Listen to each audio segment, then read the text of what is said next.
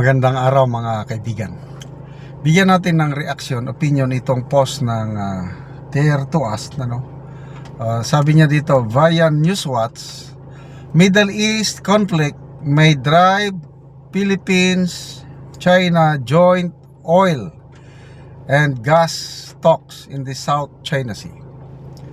President Bongbong Marcos says the Middle East conflict could push the Philippines and China to revisit joint oil and gas exploration in the South China Sea.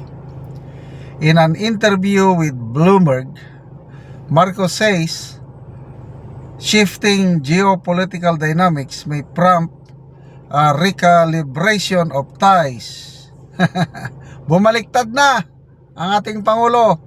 Recalibration of ties, while stressing that peace and national interest remain the country's guiding principle.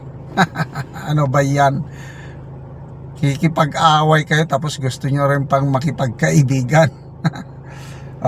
Sabi ni Dare to Us, typical Bongbong Marcos. Paano pala yun? Di ba you promoted Jay Tariela after he mocked through caricature the Chinese president, which the Department of Foreign Affairs said na hindi dapat ganun? Pero oil is life. May recalibration of ties bigla. Ano ngayon? Inaaway nyo. Kung ano-anong sinasabi nyo laban sa China. Ano ngayon ang maitutulong ng Amerika? Mabuti pa si Senator Lacson at pinapanagot niya si Trump. Kasalanan ni Trump ito, sabi ni Senator Lacson, and I agree. Siyadong, I don't know how do I call the US President na akala niya siya na lang lahat ang masusunod, siya lahat ang hari, siya lahat ang akala niya masyado silang makapangyarihan. Ano ngayon? Napala natin. Di, damay tayo. Tapos, yung China, na kung ano-anong binibintang sa China, gusto nang makipag-tie up. Mabuti kung papayag ulit ang China.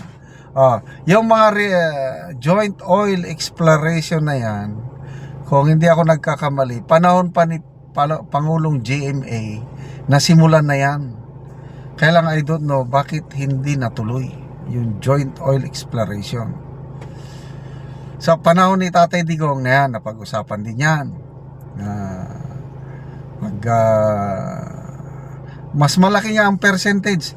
Yung panahon ni Tatay Digong, kung natuloy sana yung joint oil exploration natin sa South China Sea or West Philippine Sea, mas malaki ang parte ng Pilipinas at pumayag ang China. Sayang, again, hindi ko alam kung bakit hindi natuloy. So ngayon, matutuloy na ba? Hindi ko alam. Sa panig ng China, basta ito ngayon, ang Pangulo biglang bumaliktad. Yung sinasabi niya na in case China invades Taiwan, we have no other recourse but to be involved in the conflict, in the war. We must prepare. Grabing utak ng Pangulo natin. Utak gera. Hindi naman niya naranasan nakipaggera. Bakit anong kinalaman natin sa away ng China at Taiwan except sa OFWs natin doon. So kung magkagera ang Taiwan at China, i-repatriate mo lang ang mga OFWs doon. Tapos yung mga kalapit bansa natin sa ASEAN, ang dami, mas madami pa nga ang kanila doon I think Indonesia 300,000 plus. Kaya wala namang hindi naman makikipaggera ang ASEAN neighboring countries natin sa China nang dahil lang sa invade. Iba talaga ang takbo ng utak. Ayun, masyado silang dumikit sa Amerika. Pinapayagan ngayon na magpatayo ng ammunition factory ang Amerikano dito sa Pilipinas. Pumayag na dalhin dito sa atin yung US Typhoon missiles na kinagalit ng Russia at China. So, grabe ang foreign policy ng ating gobyerno ngayon, hindi mo maintindihan. Urong-sulong. Ngayon, inaaway, mamaya kakaibagyanin. Mabuti kung papayag ang China, sana papayag. Paano kung nagtampo na ang China? Sabihin niya na, ayoko na. Palagi nyo kaming inaaway. Ginagawa niyong katatawanan ng aming presidente. So, sana matuloy. Kasi ang dami talagang gas, oil reserve dyan sa West Philippine Sea. Kaya nga pinag-aagawan yan eh. And the only way para makinabang ang both countries yung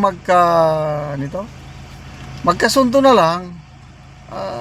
Total, God-given resources naman yan. Kasi kung magmatigas tayo na amin yan, hindi pwede. Wala tayong mapapala. Dahil anong magagawa mo sa isang superpower? Ngayon, kung joint oil exploration, pinaka-the best. Para magkaroon na rin tayo for the first time siguro na hindi na tayo umaasa ng langis lang ng Middle East. Dapat panahon na. So, salamat Mr. President sa inyong change of heart. Sana wag nyo nang awayan ng China. Friends, let's be friends to all and enemy to no one. Salamat mga kaibigan sa inyong pagsubaybay sa ating channel. Nakakatulong kayo ng malaki sa tribong Talanding ng Bukidnon dahil ang income natin sa channel na ito is pantulong po sa tribo. Namimigay tayo ng libreng yero at pako para makapagpatayo sila ng mas maayos na tirahan. Panoorin nyo ang video na ito. Karon mo na niyang mga yero nga ipanghatag sa mga tao. So bahalag nagaulan, pangyod sila, duol gyud sila kay nalipay silang matagaan og yero. So kompleto. Nalipay daw si ate. So kompleto gyud, lansang, pako, plinsen o yero, kompleto. Tanan.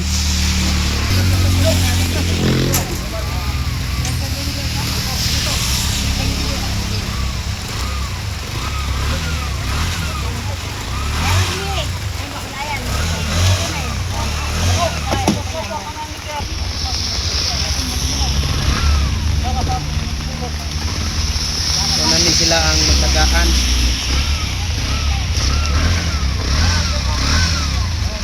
Salamat kayo sa Ginoo, sir, nga dapat yung sa mong balay. Salamat daw gid sa Ginoo si ate nga naabot na gid ang yero. Hindi pa gid ni kayo bisag ulan. Kadako.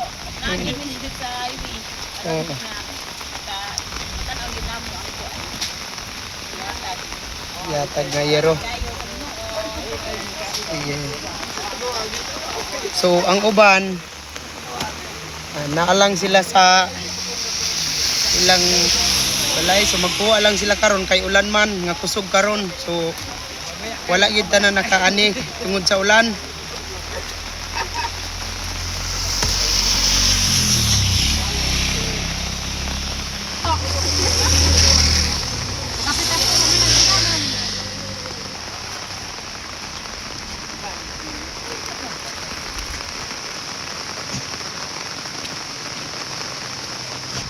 So yatod na sa iyaha sa balo nga bahin nga yero.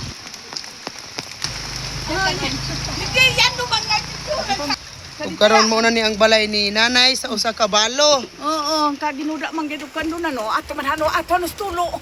Oh, ang iyang balay karon gaulan man, so inaani na gyud ang tulo. Oo, yan ani yan naman ina gayo. So muna ni ang iyang higdaanan. Oo. So nagatulog gyud ang tubig Ato man ano.